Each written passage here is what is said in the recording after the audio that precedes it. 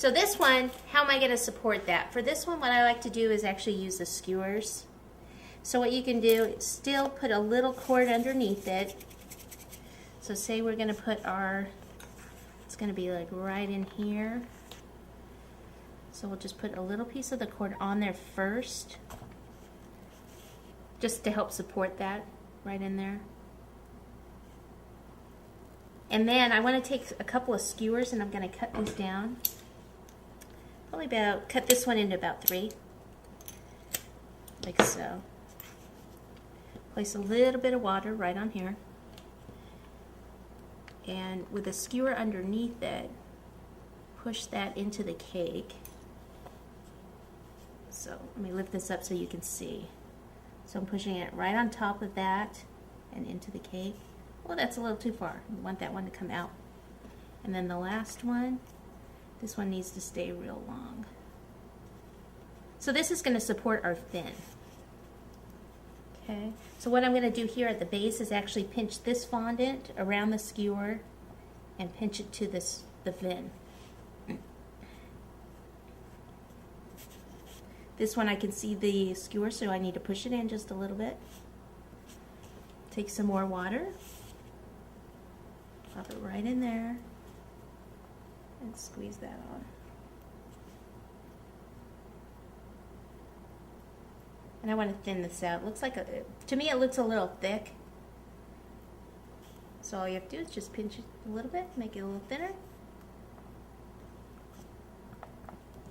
Voila!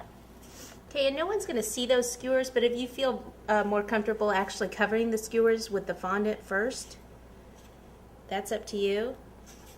But like I said, you're not going to see that under there. Unless, you know, you have people going, oh, how'd you do that? I mean, I'm all the way down here and I can't see it. So, totally up to you. Make sure your skewers are out there, holding that up. And this one I'm going to reposition a little bit. There we go. And look at it from the front, make sure you can see it. Okay, look at your little thingy here. Yeah, looks good. Because of our board, our fish actually looks a little bit shorter than this one. So this fin is actually going to be a little closer to the tail, and we're going to have one more tiny little fin in there, which we'll do that one right now. So for the one in the back here, just roll this into a ball and just kind of almost a cone shape, pinch it down. Kind of flatten it out a little bit, and I'm going to cut some of this off. It's a little bit too big right now.